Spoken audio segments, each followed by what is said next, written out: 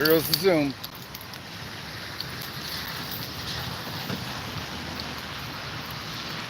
Man,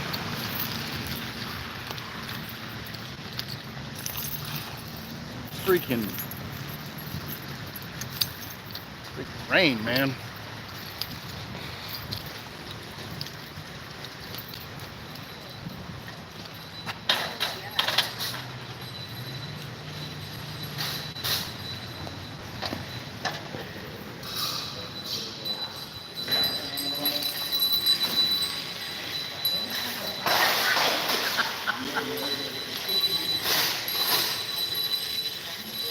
Santa. What's up, folks?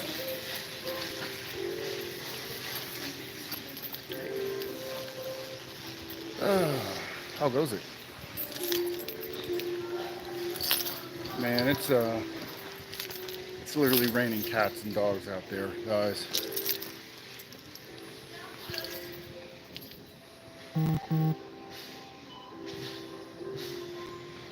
We'll wait for some more folks to get on in here. I'm gonna go have a seat because I'm in Fred Meyer's and they got furniture, so I can sit down and chat it up with you guys. Alrighty, give me just a sec, man. It still give me a sec, man.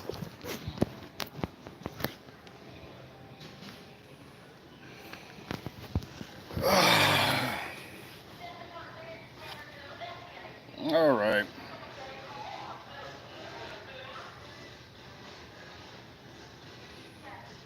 Yeah, yeah, it's wild, man. The rain as of late. I mean, it's yeah. I'm completely soaked right now. Oh, let me turn my badge around.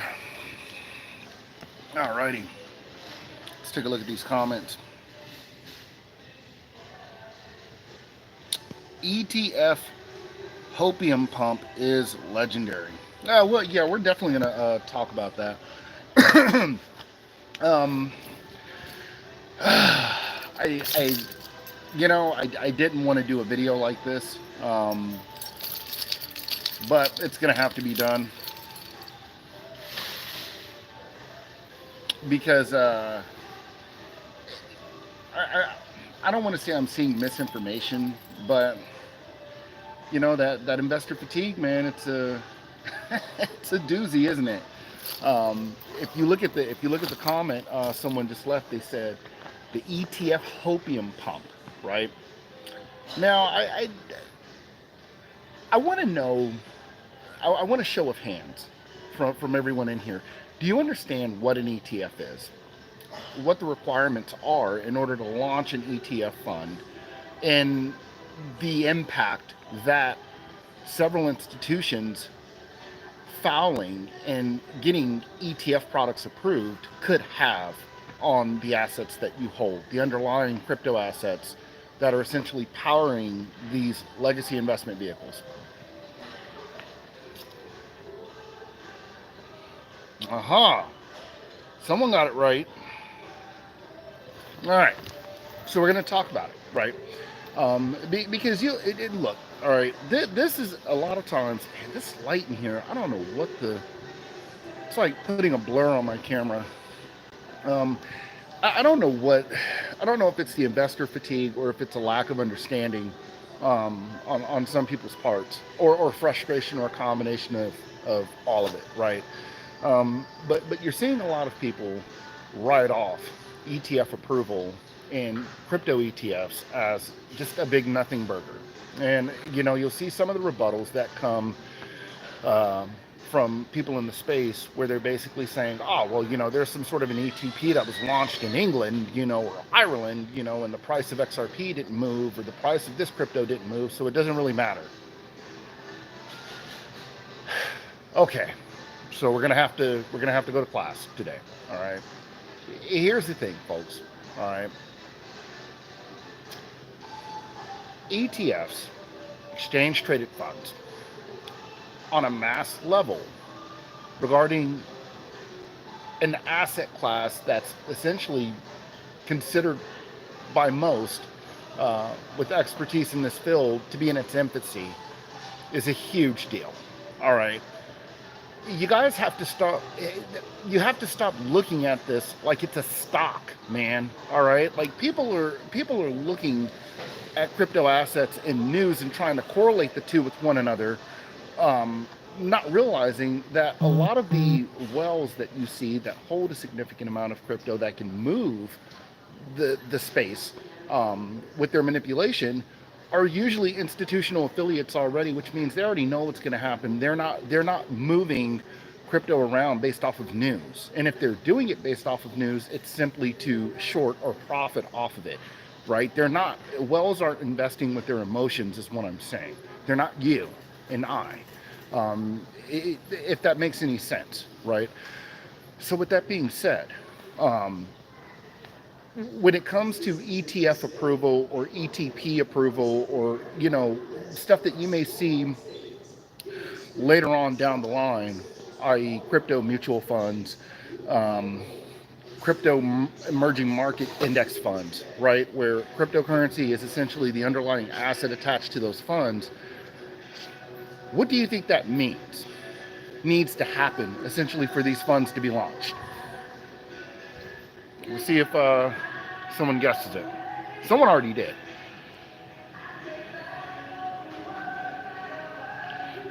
Can the financial institutions accumulate Bitcoin before the ETF approval? It depends, right? I'll tell you this: the BIS mandates that institutions can only hold 2% of their portfolios in digital assets currently. So I don't think the question should be, can they do it? The question would be, do they have the means legally to do it? And then the next question you need to be asking yourself, guys, is this: do they have the custody framework set up to do it? Uh-oh. Remember the Medico, custody platform acquisition is a big nothing burger. Oh, is it?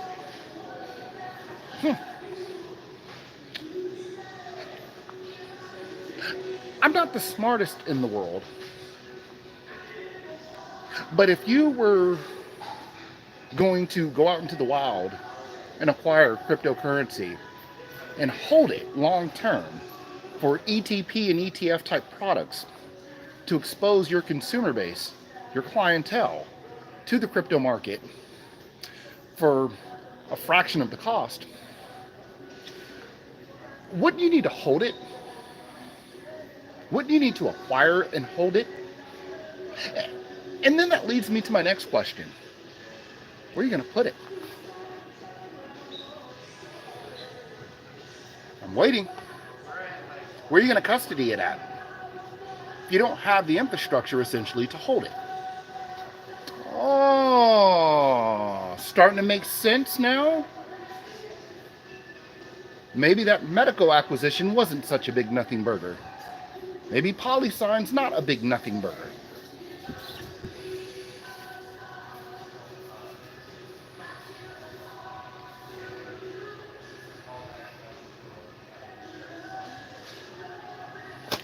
It's really not even much to say, right? The bottom line is this, and I said this on a Twitter space today. Listen, supply and demand, acquisition coupled with mass utilization, and the removal of a significant amount of XRP off of the direct open market is what's going to allow an environment for significant price appreciation for the asset. It's not rocket science. I could come on here and talk Java, JavaScript, C++, and syntax, and private public interoperability, and blockchain engineering fundamentals and protocols, and OSI model, style interoperability, and how that would correlate into, this new framework that you'd likely see, and the Internet of Value, and decentralized applications, and all this convoluted mumbo jumbo tech babble. But at the end of the day, none of it really matters. All right. That was simply done by me to show you guys the problems that we're experiencing within the world, from a liquidity perspective, from an insolvency perspective, and from an overleveraged perspective, from a debt perspective, and from a technological standpoint, how the tech would lead to the demand for the asset that would lead to the acquisition of the asset that would dwindle the supply on the open market essentially. That would also lead to heavy trade volume regarding the asset. That's the only reason I even touched on tech like that. All right. Let's be honest here. The only reason I even touch on XRP as much as I do is because everyone got the shit scared out of them, excuse my French, when the lawsuit dropped. You remember, oh my God, T, this is a shit coin. Oh my God, T, it's going to go to zero. Blah, blah, blah, blah, blah. I heard it all, didn't I? What did I say then? Don't worry about it. Relax. The lawsuit is garbage. Here we are, and they're getting ready to wrap up this final part of that whole fiasco. And they've been kicking the SEC's butt, right? But besides that, right, the bottom line is this, okay? ETF and ETP and legacy investment vehicle products that are going to incorporate crypto will serve as the segue into institutional acquisition and a huge influx of institutional capital into the market. You're likely also going to see a scenario where that BIS mandate regarding the 2% of your portfolio being all that you can put into digital assets changing. That's not gonna stay the same. Now I don't know what the number is that they're gonna up it to, but at some point it will increase. All right, that's inevitable. All right. The fact that I can tell you right now, the fact that PolySign has such a high value number attached to their requirements for you to even custody digital assets with them. Come on, man. Like you gotta think, right? And this is something I want to give a huge shout out to the Twitter folks, some of our Twitter fam, Future, Jake Claver, Baggins, you know, I could go on and on. G, you know, Ray Fuentes, all those guys that I deal with on Twitter, even Linda P. Jones and a few others, where we have had conversations about exchange traded products and PolySign and custody. And I can tell you this, all right, one of the things, and these flowers go to Future in particular. He had made a comment about you essentially seeing an environment where institutions would ultimately go through PolySign themselves, which means, in my humble opinion, that if they have a number that high for a requirement regarding digital asset custody with their platform, then it would make sense that you'd see a lot of institutions meet that requirement because they're going to be able to hold a certain amount of crypto that totals a certain amount of value at some point in the future, right? And they would be the underlying infrastructure for custody regarding digital assets, right? So essentially, you would go to a bank, right? And they would offer you custodianship, but they'd really be doing it through PolySign. So it makes sense, right? That at some point, these folks are going to have to be able to hold a lot more than just 2% of their portfolios in digital assets, right? So with that being said, how do you see an environment where there is an uptick regarding supply and demand for not just XRP, but several other digital assets that are utility based? Well, number one, custody. All right.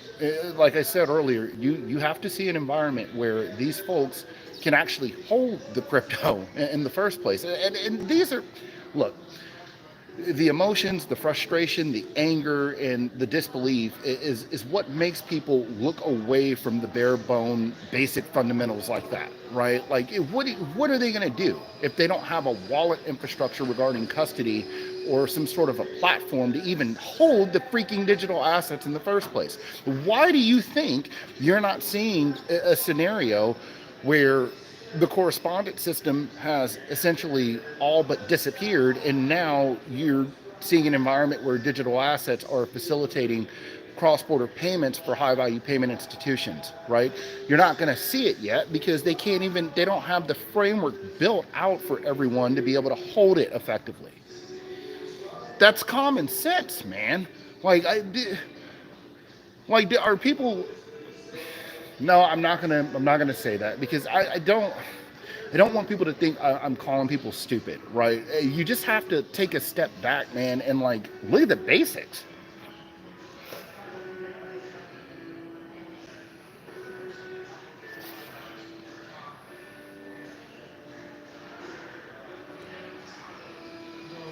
Who do you go to, Polysign or Medico? I mean, they're both. I think Polysign would take on retail customers. I don't think Medico would, right? And you would look. You'd probably see a situation in the future where I don't know if you would directly go to either one of them, right? You may go to a bank that uses that infrastructure that either Polysign or Medico uses, and then they would go through Polysign and store. But if you have a high enough net worth, you'll probably be able to go to Polysign directly, right? But if you don't, then you may have to go through an institution that essentially consolidated their digital assets and custodies it with a platform like a Polysign, right? And you know, I don't fully know what that environment looks like because I'd have to see. There's so many unknowns regarding the legal aspect of this that I'm waiting on, right? That's why I always say lawsuit resolution, regulatory clarity, classification, and legislation and classification for digital assets, right? You have to see that stuff worked out first before we start knowing wholeheartedly what this environment is going to look like from a custody perspective, right? Yeah, so shout out to Messi. He said Ripple will become a bank, in my opinion. I've always thought that, right? When we saw the banking license ordeal in Ireland and Wyoming and the money transmitter licenses, you know, that they're getting involved with, the acquisition of these custody platforms like Medico, and then you see there's a Standard Charter institution that just signed up with Medico. Like I'm like, dude, like if you don't look, I'm gonna drop some language, but it's important, right? And I know my boy Chris is gonna laugh at this because we were talking about this just the other day, right? And he had brought up a quote that Raoul Paul had said, right? And I said this on Twitter earlier, and he said, Raoul Paul was like, look, this is a once in a lifetime opportunity. Excuse my language, don't fuck this up. And you know what? You're going to have a lot of people F it up for themselves. You know why? Because you have a lot of ego in this space. You have a lot of people who think they know when they don't know anything, right? And these are the same people who didn't do basic common sense style research when the lawsuit dropped. And they were going out here telling everybody that Ripple was doomed, XRP was going to go to zero, they were never going to be able to beat the SEC because they got emotional. They got caught up in their own perspectives and they didn't want to take a step back and use their common sense. I'm not a lawyer. How did I call it? Right? I mean, to the T. You see that interview that Linda P. Jones? Well, I wouldn't even call it an interview. It was more like a round table with me, Linda, and Jimmy and Versan. And they asked me what did I think. And I told them, this lawsuit it's ridiculous. The only thing they'd be able to deem the securities are the institutional cells, and that's even a reach, right? But we'll see what happens with that, right? Because I don't think that's over. I think there's still more to be had with that situation. But with that being said, right? This is why I'm telling you guys, man. This is literally a common sense type of thing. Don't make this harder. Excuse me. Don't make this harder than what it has to be for yourselves. Because a lot of you out here in the space are doing that.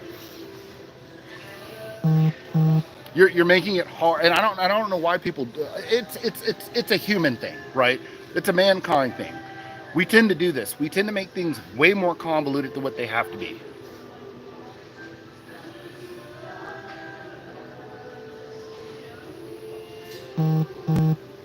So when I'm talking about basics, look, I'm not a financial advisor, so I'm not going to tell you basics on how to generate wealth. But what I will say is, for me, I can only speak for me. I can't speak for the rest of you. But for me, it'd be putting your money into the right assets and then generating passive income after significant appreciation of those assets.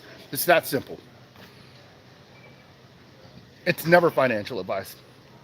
I am not an official financial advisor. This is simply my perspective. If you choose to, based off of your own decisions and research, you can indeed pair my perspective with yours. But if you're going to do so, make sure that you have done your due diligence and research and make sure that you understand the risks associated with jumping into the crypto market. But with that being said, it's that simple. It's simple. Put into quality assets that are going to solve real world problems, have a long-term outlook, and then generate passive income after significant price appreciation of the asset. But T, market cap, oh no, circulating supply, we'll never get there because the market cap of Ripple and XRP would have to be $100 million trillion, and that's never going to happen. I've heard it all, right? I've heard it all, okay? And this goes back to a space that me and Quincy Jones did on Twitter where we both agreed market cap, while it's somewhat relevant, it can also be manipulated, right? And circulating supply, another thing that we both agreed on is that the circulating supply doesn't mean shit, all right? It's the trading volume. It's the utilization and acquisition of the asset, right? That's going to lead to, I don't care if it's 100 billion of it, right? What is it going to be used for, and who's going to be holding on to it to use it, right? Yeah, look, man, I've seen so many misunderstandings out here of what it's going to, and look, it's not even your guys' fault, right? Part of the problem is you have a lot of tech heads out here that won't give you a straight answer.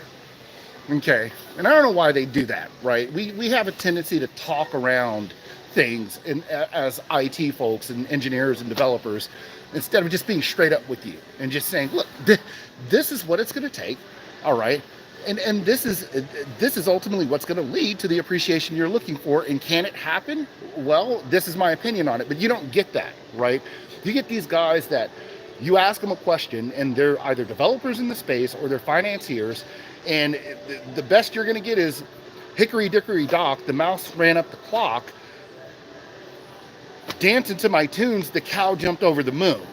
Oops, I'm out of time, my bacon's smelling fine, right? You're not gonna, they give you these convoluted run around the bush riddles, and people who are not familiar in the space, guys, you guys are gonna be lost, right?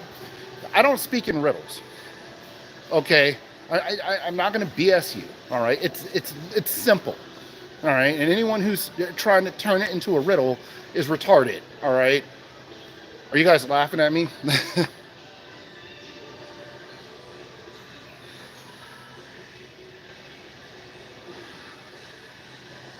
I think it's pride in how much knowledge they want to show off. I like things in simple terms and straightforward. You speak facts.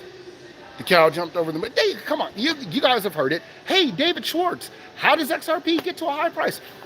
Well, you see, the square root of 2,000 times 1 million is this, and then if you hop on a skateboard and do a kickflip and an ollie, and then you transition over to here and plug into your switch with this router and run this command on this and do a show interface status and then do a tap dance in the middle of the floor and then go into your server room and spin around and call on the god of Michael Jackson. Like, what are you even talking about, man? Like, this is the type of crap that, like, you get from these guys. And David, if you're watching this, I said that in love, so I'm really being silly. Please don't take me seriously, all right? But that's the kind of crap you're going to get, all right? I'm going to make it simple.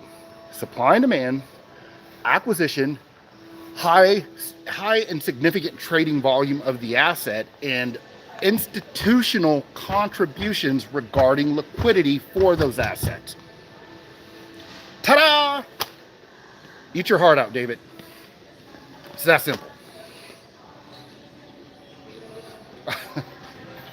Yeah, I know. You guys know I don't have good sense, right? But I mean that's what I'm saying, right?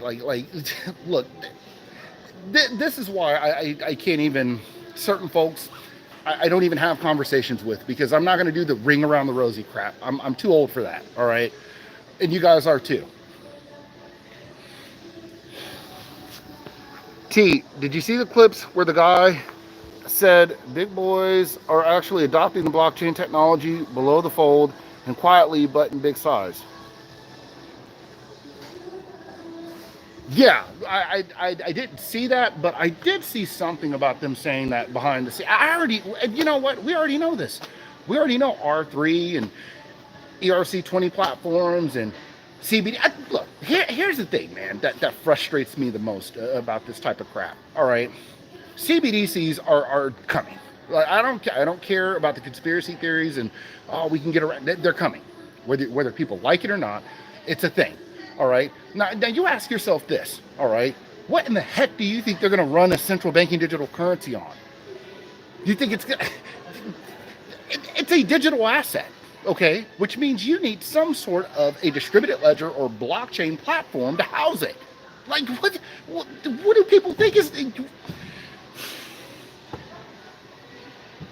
I'm telling you, man, the elites knew what they were doing with all of this when you started seeing price suppression and manipulation, guys. They knew it was going to drive folks crazy to where folks aren't even they're not even asking themselves the basic questions. Well, I have faith in this, but I don't. I'm my faith is wavering because the price isn't appreciating. But what about the step that has to happen before that even happens? Folks, look, you got folks now coming out here and saying the same stuff I was saying years ago, and it's like people still aren't getting it. Like, guys, all right, relax, take a step back, and ask yourselves this. You know what I'm going to do? I'm going to do it. I told myself I wasn't going to do it, but I'm doing another whiteboard. All right, and this time it's going to be way simpler than what I did the first time, and it's because I could do tech all day. I could take 6 with the information I know now, because I know more now than what I did when I did those first 4. When they're still here, they're just hidden. But I could literally do a 6-hour whiteboard video, but it's going to lose everyone, right? That's not in tech, and people are going to be like, well, what the heck? And you're going to have to watch it a million times over, and then I'm going to end up getting asked the same questions 500 times for a year straight if we don't see price appreciation. So you know what I'm going to do? I'm going to do a very simple one, and we're just going to get to the brass tacks of it. And you know what it's going to be titled? How does XRP become expensive? How does crypto become expensive? Because that's all most folks even really care about, right? None of you guys are, if you're not a technologist, you're not going to care about the engineering side of the house or the developer side of the house for this stuff. So I'm not even going to bore you with that, all right? We're just going to talk price appreciation and how you get there. Everyone, he said, Delta said, everyone all of a sudden are talking about what we were called conspiracy theorists for 3 years ago. I don't even, dude. Yeah, I'll tell you something funny, right? And I don't even do the whole, oh, this person copied me, but this was comical. You guys remember that video I did when I was walking around the base, and I talked about, I'm not going to name the name of the person either. And if you remember it, please don't say their name, all right? Because I'm not even going to do it, but it's funny, right? Remember when I talked about the elites and the cycle of hope, right? And I said it's one of the elites' most powerful tools because they use it essentially to keep you docile and to keep you subservient and holding on for a chance that one day that hope will be fulfilled with something greater than what you currently have, right? I.e., hey, I may have missed this wave of Bitcoin, but you know, I have hope that eventually I'll be able to hop on the next train. And it's a cycle, right? And there's someone out there, man, who literally took verbatim the exact line that I said in the video and didn't even quote it. And it's just like, all right, you know, I take it as flattery, right? So I know that we were called crazy, and now people are jumping on the bandwagon because some of them see, the writing on the wall. But you know what, man? Don't even get mad about it, right? That's kind of been a trend in my life.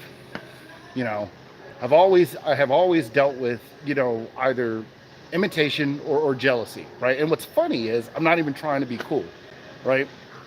I'm just me, you know. But I take it as a compliment, man. That's why I don't constantly come on here and cry and boohoo about it, because it's like, whatever, man. Like, I don't care. I'll tell you something even funnier.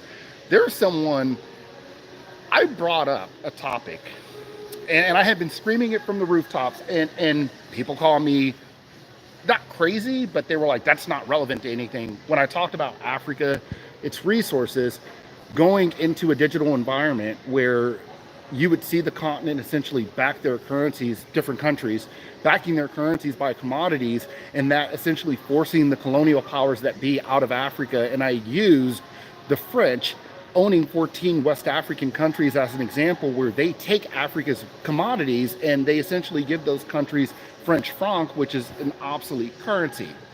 France uses the euro, right? Someone, and I'm not going to name their names either, took that information and wrote a book about it. Literally, they were in the space where I talked about that, and they wrote a book about it, right? But you don't see me crying about it. You know why? Even though it's kind of like, dang, that says a lot about your integrity and your morals, but at the end of the day, I knew better when I started doing this stuff for free. All right. When I put myself out here and I said things that were viewed as either innovative or, as some sort of a, omen or foresight, and it came true, that's what happens, man. When you don't copyright yourself or your content. And even if you do, people are either going to borrow from you and remix it, or take it and try to pass it off as their own and make money off of it, right? But I didn't do this to make money. I hypothetically invest to make money, not take it from viewers and subscribers, right? So for you guys who may be commenting about that, don't worry about it, man. It's not that big of a deal.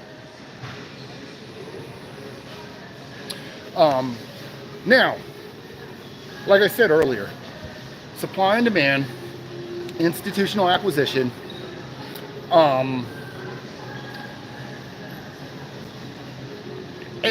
which ultimately, all those two things, supply and demand and institutional acquisition, will directly correlate with significant price appreciation, right? That's all you need to focus on, okay? Those ETFs, those ETPs that are going to be approved. I mean, Gary Gensler said it, man. He literally said, we're going to approve these exchange traded products, right? The SEC is not even going to fight it anymore, right? Now, you had better believe his banking buddies will be properly positioned before this happens. But when this happens, right, interestingly enough, Crypto Ari, right? She actually posted something pretty cool today. And it was based on, I think it was some sort of an ETP or ETF. I can't remember what country. I think it was out of, I don't know, someone help me out. Was it out of Ireland? I think, where they're talking about XRP having a 1-to-1 essentially within the fund, and it being 10% of the fund, right? Now, I don't know, with that being said, I don't know how much money they're going to put towards that ETF or ETP, but I can tell you right now that that's pretty significant. And see, that's a misconception, right? When you see folks coming out and saying we have a Bitcoin ETF for approval, I want you guys to keep something in mind here. Just because it's Bitcoin doesn't mean it's only going to be Bitcoin within the fund, all right? I'll give you an example. You may have an emerging market index fund, right, that has a Samsung sector within it. It has a Brazilian petroleum sector within it. It has a Nokia sector within it. It has an Intel processor sector within it. It has a bunch of different technological based sectors within one fund, essentially, even though you're only you, you're only holding one fund. You're holding multiple underlying shares of different companies, right, within that one vehicle. Okay, don't get this twisted. You're going to see a lot of quote unquote Bitcoin ETFs that have multiple cryptos within them. All right.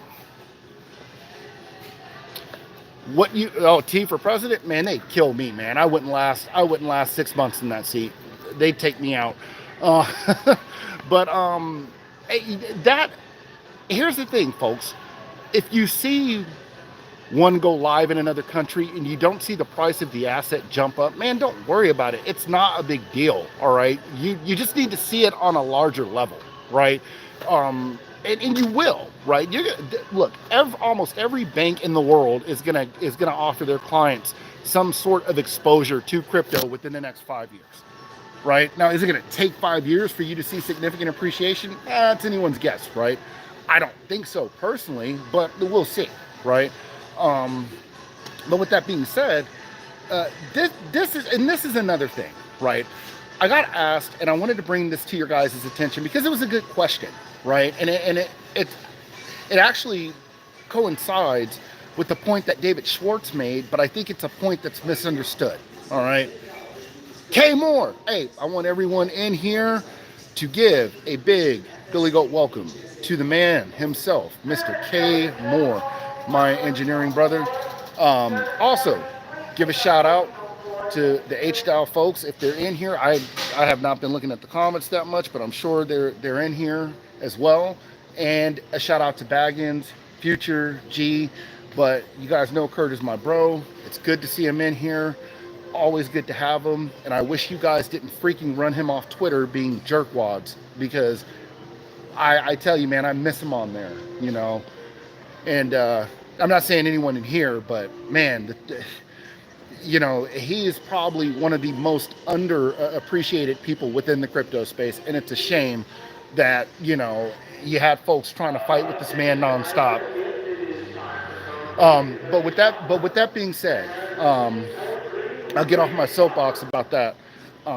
This is what you guys got to understand, man. All right. And this goes back to the question that I was touching on earlier before I saw Kurt jump in here about what Jess had asked when he was like, well, he was like, if you had a certain amount of XRP or if you had a certain amount of dollars that you had to send, wouldn't you have to send a certain amount of XRP with it? And if so, if they're using it right now, then why aren't we, what's going on with the price? Wouldn't the price need to be high? Yes and no. Okay. And I'm going to explain why I say yes and no.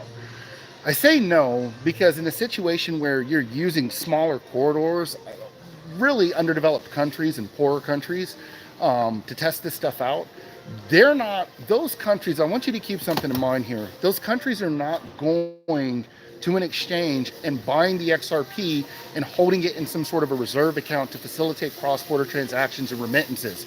What they're doing is they're using a collateralized version that they only use as long as it takes to transmit the value, right? And that's why ODO, in my opinion, in its current form, has never been a sustainable value proposition for the XRP token. Now, to his point, yes, if you're dealing with high value institutions and high value payments on a consistent basis, continuously, 24/7, 365 days a year, then what you would have to see happen at that point is, how you doing? You'd have to see folks, you'd have to see these banks holding reserve accounts with the XRP within it, right? So the whole Nostro Vostro thing that I get laughed at all the time about on Twitter when they're like, oh, Nostro Vostro is not a big deal, blah, blah, blah, blah, blah. Guys, that's $1 trillion honeypot that they use to essentially ensure that cross-border payments and transactions, cross-border transactions and remittances, can make it to their destination. If you see a scenario where no one's holding foreign fiat currencies anymore, and they're using that as the intermediary mechanism essentially between institutions for the purpose of exchange, then that means you see a situation where, yes, if you're constantly facilitating these payments based off of that system, and these folks are going out here and creating reserve pools for their institutions regarding XRP and others as well, but for the exchange purposes, XRP, then what do you think happens next? Yes, in that scenario, when you're sending a certain amount of dollars, you're going to have a certain amount of XRP to correlate or to correspond with that value in order to send it effectively on that volume level, right? That's a high, you're dealing with the high volume of transactions at that point when you start talking about HPPS related institutions. That's what you need to see. You need to see the downfall of the correspondent system where there is no longer a scenario where foreign fiat is being held, by these entities. When that happens, when there's no more correspondent commission, then you see a scenario where the value of the token will skyrocket. When that happens, it's inevitable. And it's going to happen. And I'm going to tell you how I know it's going to happen. There's a reason I use that term correspondent commission. And I know some of you are probably like, why did T say that and look at the camera like that? Well, we're going to explain it. The reason why I did that is because there's a banking giant, a conglomerate within Turkey known as QNB. I have the documentation as well. I will post it on here. I posted it on Twitter, but I'll post it on here for you guys as well. QNB had came out and stated that they were partnered with Ripple for their blockchain technology regarding cross-border transactions and remittances, and that they would essentially be using them within their hub regarding the institutions that deal with them. Now, what's funny about this is that, you'd have some folks say, blah, blah, blah, blah, blah, blah, that's Ripple, that's not XRP, they can use Ripple without it, blah, blah, blah. Yeah, whatever, all right? Hibbity hoopla, whatever the hell else, right? Here's the problem with that. You look at the bottom of the document that QNB posted. You know what it said? And they made sure to put it all the way at the bottom because they know people don't freaking read. They just probably do a Control F, type Ripple and XRP, scroll through the document, see what they need to see, and then get out of it. It said that with this partnership, I mean, you can't make this stuff up, man. They literally said, guys, that they would be doing this absent of correspondent commission. I want someone in here. I'm going to stop.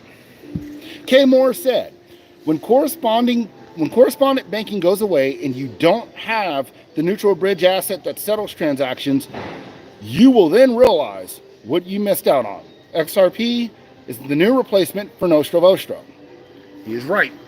Now, I want someone to tell me, if you have an institution come out and tell you that they are implementing a system absent of correspondent commission, what are they saying? Do you understand what that means? And there's no wrong answer. I want to see if you guys understand that.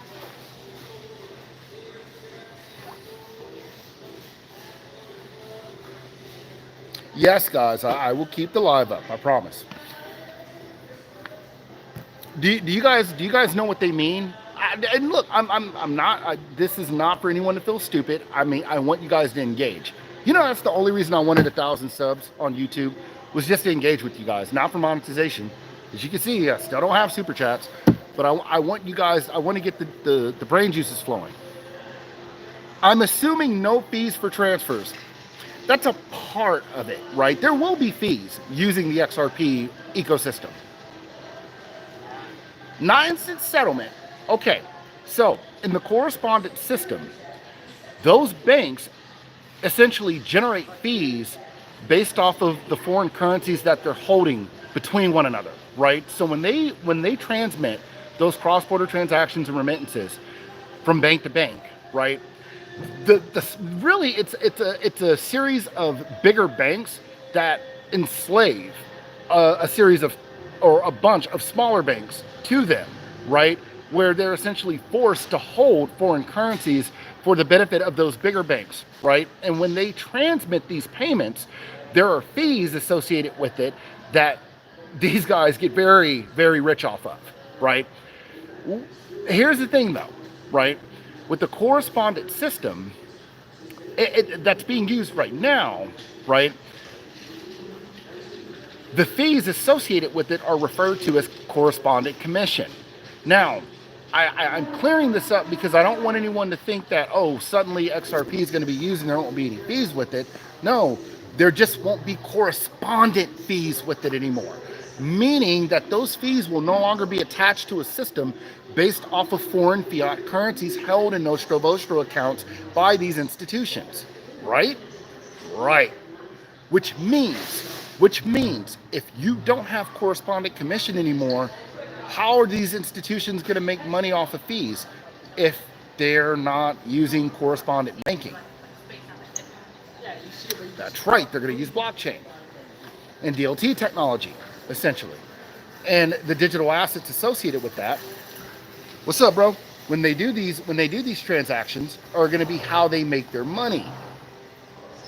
So what they're basically telling you is that we're partnering with Ripple Labs to use their blockchain technology to leverage this stuff, and we're migrating away from Nostro Vostro.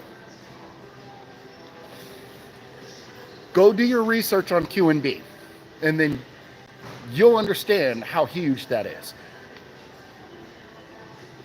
But it's already happening, is what I'm saying. So for everyone out there that's impatient, that's going to tell you it's never going to happen, that's telling you it's still at 60-something cents, that's telling you that, oh, you know, T and the rest of these guys don't know what they're talking about, and, you know, this is a big nothing burger, and, you know, none of this stuff matters because the price needle hasn't jumped. Don't listen to that. Don't listen to it, man. I don't think I need to repeat what Raoul Pal said. Don't F this up. I mean, come on, man. He couldn't have said it any better. And I get it, the language was abrasive, but the point hit home. Don't F this up for yourselves, man.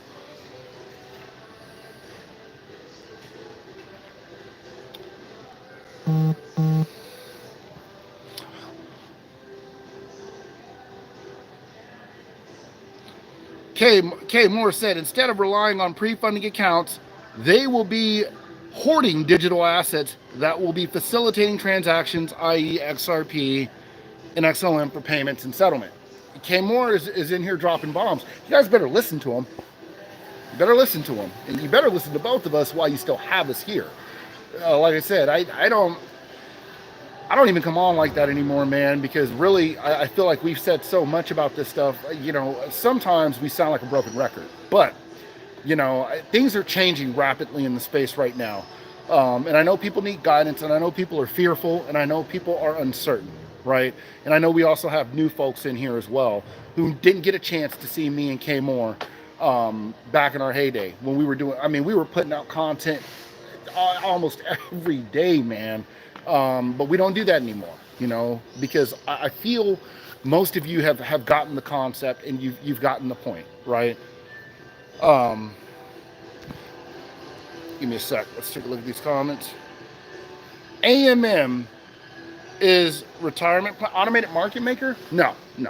As a matter of fact, I want to be 100% honest about the automated market maker. It's necessary for the growth of the XRP ledger and significant trading volume and arbitrage regarding the asset, right?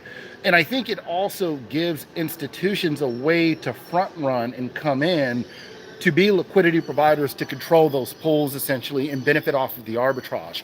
But in my personal opinion, I would not recommend the automated market maker global public liquidity pools for a retail investor. And if you're going to do it, you better have a deep understanding of what you're jumping into before you do it. Let the institutions have that crap. Let them benefit from it. Let that play into the institutional acquisition, the arbitrage, them benefiting from those fees, essentially, from being the providers, harnessing that volatility, and then it working alongside other positive contributing factors like ETPs, ETFs, crypto mutual funds, and other, you know, mechanisms that require acquisition of the asset and you watch the price rise up. And look, this is not official financial advice, but the average investor has no business jumping into a liquidity pool unless you know what you're doing, especially something of that size. That's going to be on a grand scale, in my opinion. All right, so I'm seeing a lot of talk towards Lamont. Let me look at these comments. Lamont, what you got for us, man? Kay Moore said, when I speak, it would behoove people to listen because I've been slugging like Barry Bonds back during the steroid era. Listen, man, there's so much stuff that me and Kurt have called that people weren't even. Look, dude, I really be 100% honest, man, and this isn't even me tooting our horn. We got the developers out to play. All right, people were not formulating stuff in the right way to these devs to get the answers that they were looking for. People weren't even talking about private and public DLT or blockchain interop outside of engineering circles until we brought it to the forefront and we forced the issue. Kurt knows what he's talking about, all right? And that's all I'm going to say about that. It would behoove you to listen to him.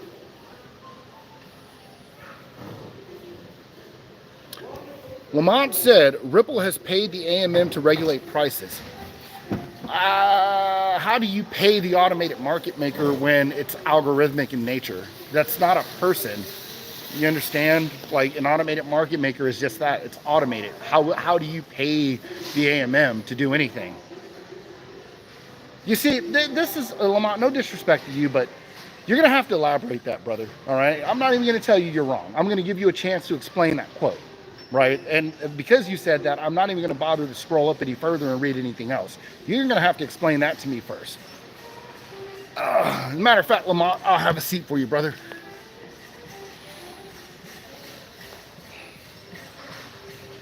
Much love. Right back at you, man.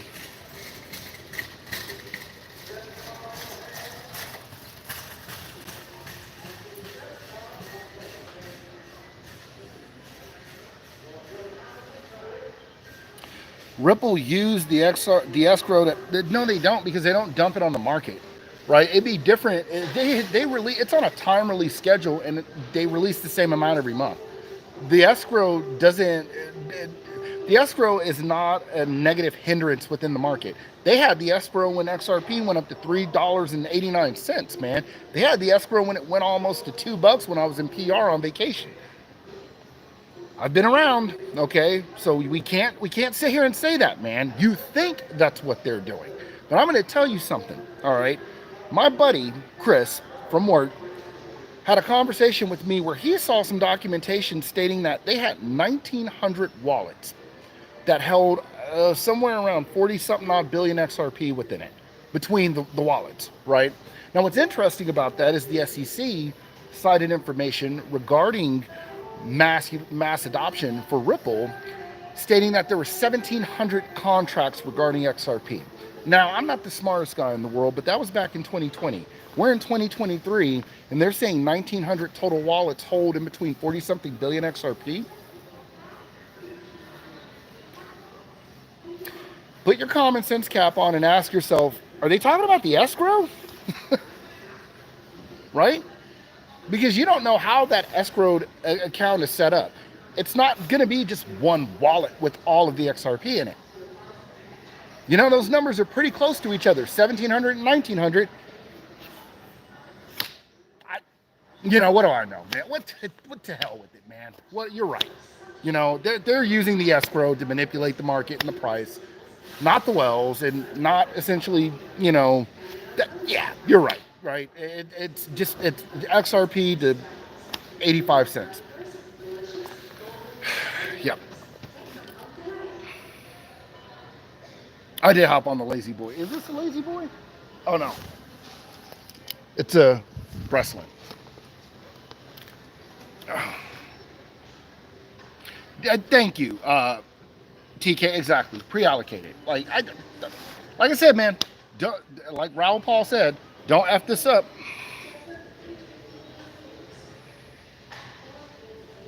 Don't F this up for yourselves. What are your thoughts on XPR being an ISO token? I mean, You mean an ISO related token, as in the network would essentially be ISO compliant and transmitting ISO 20022 related messages, and then the token would be an inadvertent beneficiary of that? I don't know, right? I've had a lot of people from the Proton community approach me. Um, I don't know. They tend to like me. Like, I don't know why. Uh, but for me, look, it, from what I've seen lately regarding XPR, I could see there's a concerted effort within that community to push towards, regulated products and security and digital identification, right? But here's the thing, man. I'm gonna have to see more partnerships, and I'm gonna have to see more things out of Metallicus and Proton, um, before I, give it a serious, like, you know, stamp of approval, right? It doesn't mean that I'm saying it's a bad investment. It means I haven't personally seen enough yet from it. But if what they're doing is, and look, all right, and there's some things, I'm not even going to get into that, right? Because it's going to feel messy, because this individual is not here to defend themselves. So I'm not even going to say that. I'll just say this. I think from a leadership perspective, there are some things to be desired within that community, right? Do I think that their vision is bad? No, but there's some things that concern me regarding the fundamentals of the project, right? This isn't a bash Proton space, because that's not what I'm on here to do. I don't bash any projects, right? But I'd be a liar to sit here and say that I know every single in and out and intricacy of the Metallicus and Proton situation. I don't. I don't know enough, and I haven't seen enough yet. Now, that can change, right? It depends on what their leadership does. But we'll see what happens in the future. Oh, Stronghold? Oh, I think Stronghold's a pretty good project, from my personal opinion.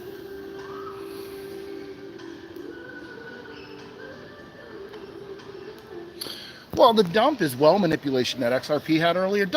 Guys, don't even focus on that, man. Like, that's all short-term crap. I saw it when I was at work. I was like, man, whatever. If there's, what did I always tell you guys? If they're stupid enough to drop the price lower than what it is now, then I'll be smart enough to buy it hypothetically, right? I don't care. Hey, the Wells can have at it. Drop it down to 20 cents, please. You want to drop it down to 15 cents? Because I know where it's going long term in terms of significant appreciation, right? I'm not going to put an exact number on it, but it ain't going to be at 60 cents, I'll tell you that. So if they want to be retards and, oh, we're going to manipulate this and shake people out and drop it to 15 cents, I'll be right there with a dump truck. Hypothetically, of course.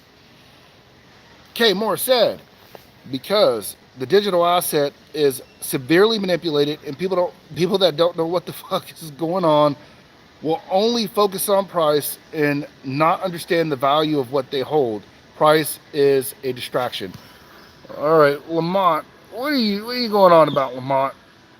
Name 10 actual companies that have come out publicly and stated they're using XRP, not so-called announcements and press releases.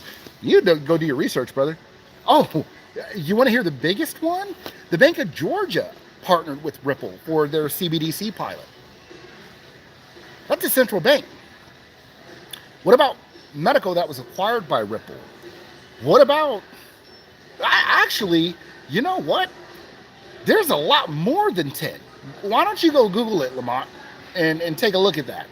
There's several individuals and that look. The fact that you said that tells me you just need to go do a little bit more research, brother. Yeah, Uphold. No. Don't tell them about Uphold. No.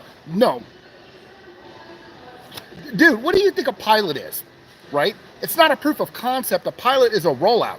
You ever see, look, Lamont, okay, you ever seen a TV show? You know, when Sons of Anarchy released their first season, the name of the first episode was Pilot, right? Because it was a pilot. It was them essentially introducing it to the world, right? That's what a pilot is. A proof of concept is a test. A pilot is a rollout, man.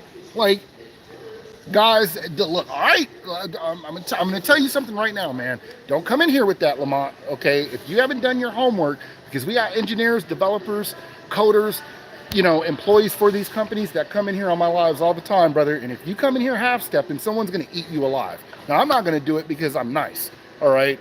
But it would behoove you, respectfully, to go and use Google. It's a great tool. If you got to use ChatGPT, go do that too. But I got some folks in here who literally will tear your ass up, man, for saying some of the stuff you're saying, and you didn't even research any of it. I don't want to see that happen to you, man. All right. I don't want to see you get cooked in here because you're just saying any old thing, right? And that's me being respectful, right? Like I'm not even gonna cook you for it, like, but someone in here will. You get a guy in here like Baggins, he's gonna cook your goose, bro. Kurt is nice too, so he's probably not gonna cook your goose either. But yeah, the fact that you couldn't even think of Uphold or the Central Bank of Georgia, for heaven's sake, like, dude, like, where have you been at, man? Like, like.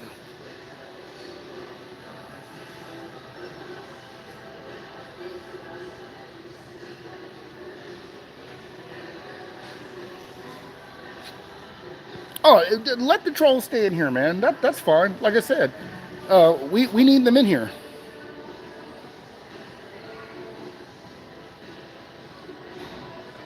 You said, T, you work for an ISP with what you were talking about, switches, etc. If that's the case, we likely have spoken on the phone. No, I don't work for an ISP. I'm actually a systems administrator in information security, right?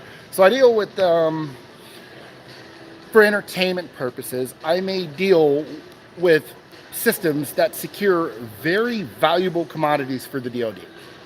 Very important commodities, right? So if you don't know, to give you a little history about myself, I've been in IT for about, oh Lord, like, say 15 years now.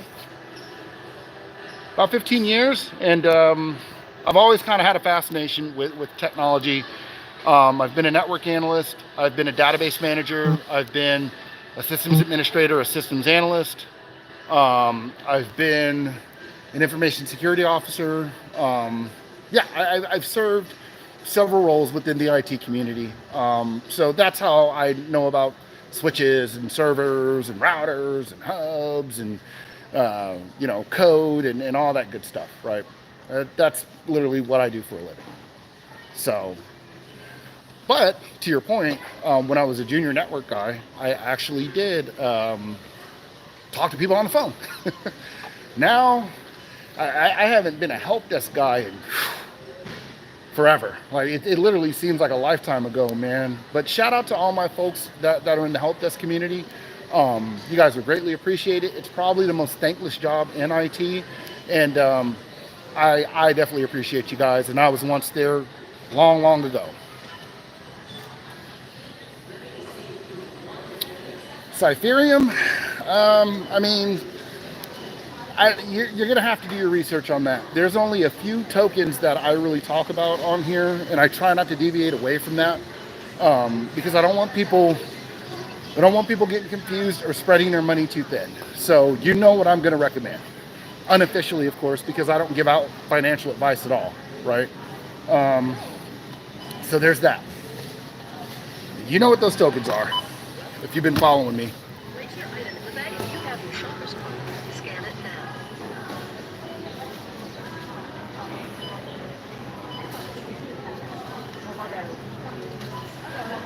Recent news on my communities tab.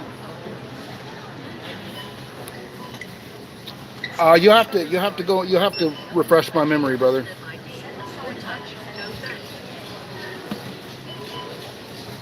No thanks. I don't want any bags, dude. Just give me my stuff.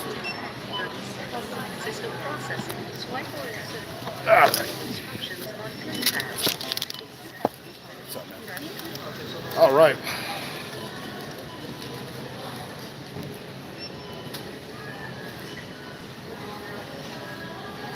I'm not even worried. I stopped looking at Lamont's comments. I don't even. I know what I know, man. You know, it's as simple as that. When you got folks engaging with you like Daniel Edon, Kurt Baggins, Quincy Jones, Bob Way, Neil Hartner, the senior software engineer of Ripple, Matt Hamilton. Do you really think I give a shit what Lamont has to say? Who are you? You're entitled to your opinion, brother, and it's as simple as that.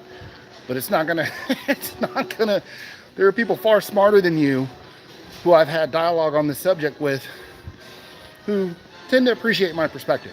So, you can think what you want, man. It's not gonna make a difference as far as I'm concerned. I know. Like I said, that's why I'm not even looking at his comments anymore, because I don't care. It's not even worth me scrolling up to take a look at it.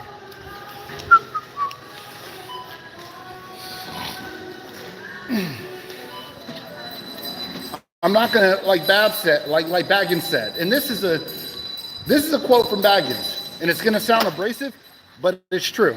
And I quote, "Non-technical people discussing blockchain design is retarded." You don't know enough to get on here and refute anything that anybody in here is saying. You're not that level of smart. I'm sorry, Lamont. And I'm not, like I said, I'm not trying to be disrespectful. You're not smart enough to have the conversation, brother. With all due respect. You're not going to come on here and tell the engineering community who knows how to write code in the same language that these systems are built in that we don't know what we're looking at. You just don't have that right, you know? So there's that. You know, like I said, when those of us in this community can hold our own and be respected by top financiers within these markets, by developers who are working on these projects, and no one's going to pay attention to you, man, and your rebuttals. They don't matter, you know? And I hate even having to say stuff like that, folks. Like, I shouldn't have to be, don't make me be a chode, man. I don't want to be a chode. All right, but when you see stupidity like that, it kind of leaves you with no choice.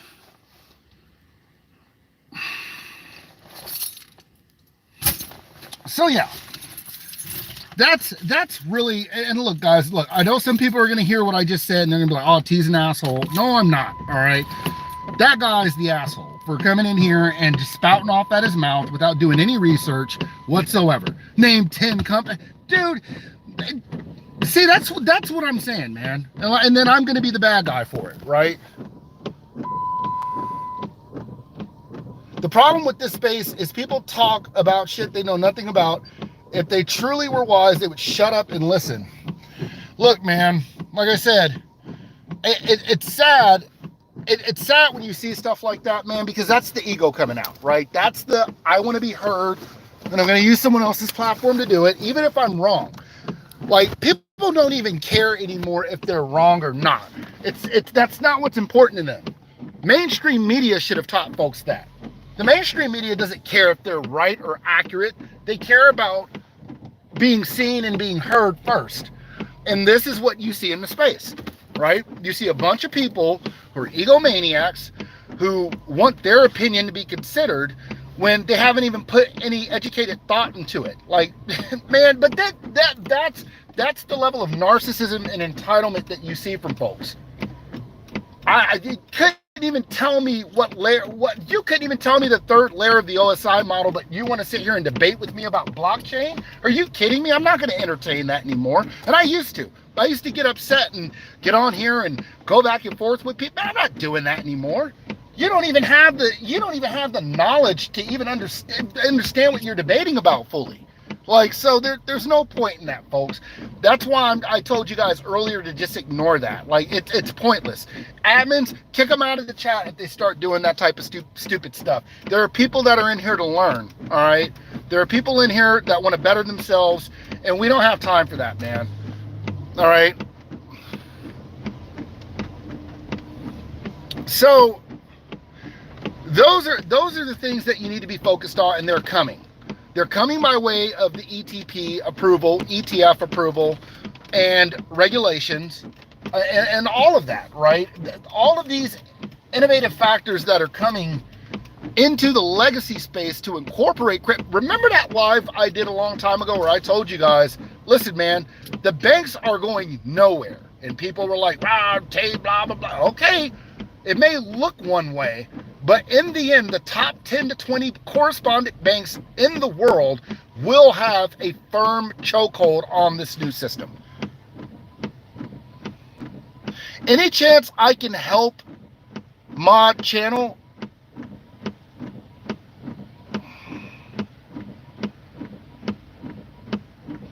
You don't have to apologize for Lamont. I don't, that's not, look, it's not an issue, right? I'm not saying this, I didn't say this out of a place of anger. I'm not mad at Lamont, right?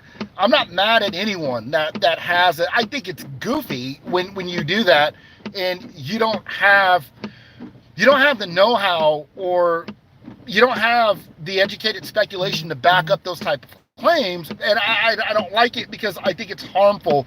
It's not harming me. It's going to harm people who are listening, who aren't knowledgeable, who are trying to learn, right? But you know, Lamont is entitled to their opinion. Like, that's their opinion. If you want to have it, that's fine. Just don't pass it off as fact, because it's not. That's all.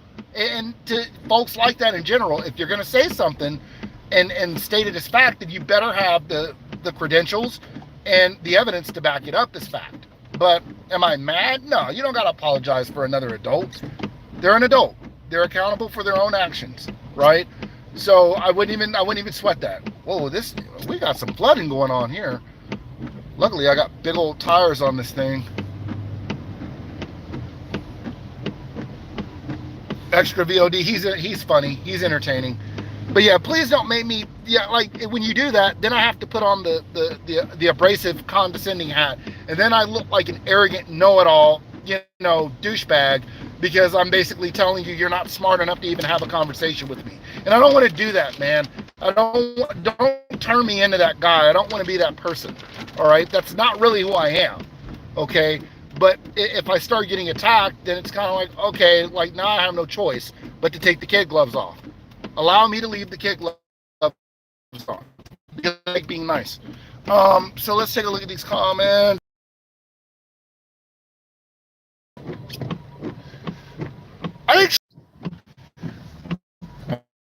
Here we go with the YouTube rug pulls. SHX, Sologenic. Yeah, I think they're quality products. I do. Now, am I telling you to go buy it? No, I'm not telling you to go buy it, but I do think they solve real world issues.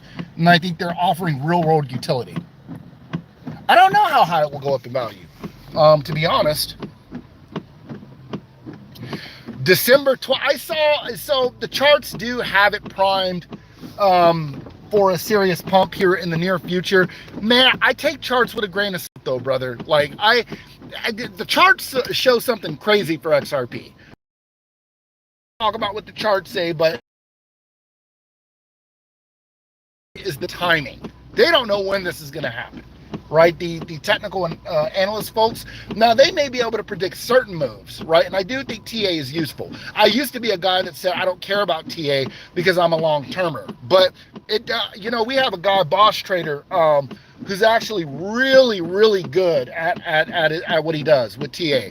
And he made a believer out of me. So I definitely pay a lot more attention to it now than what I did. I've always been familiar with it and patterns and tracements and all that stuff, because I used to kind of study it too.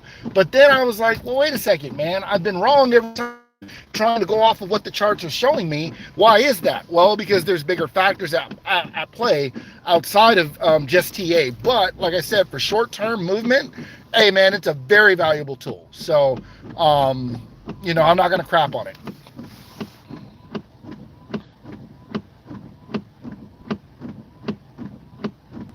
Yep. But all right, guys, I gotta go back out and run some errands, and this weather is crazy, so I don't want to. Oh yeah, I like VeChain. I don't want to be out here driving with this level of rain. I mean, it's damn near like flooding bad out here in certain areas. So I'm gonna go ahead and hop off.